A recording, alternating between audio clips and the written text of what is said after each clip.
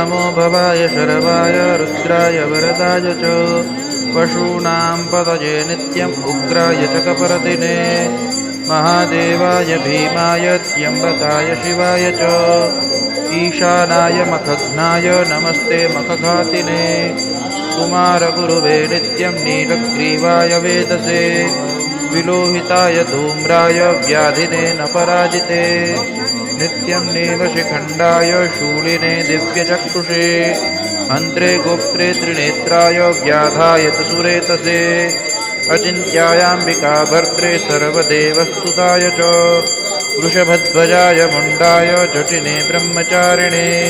सप्तमानाय सतिते ब्रह्मण्यायाजिताय च विश्वात्मने विश्वसृजे विश्वमावृत्य तिष्ठते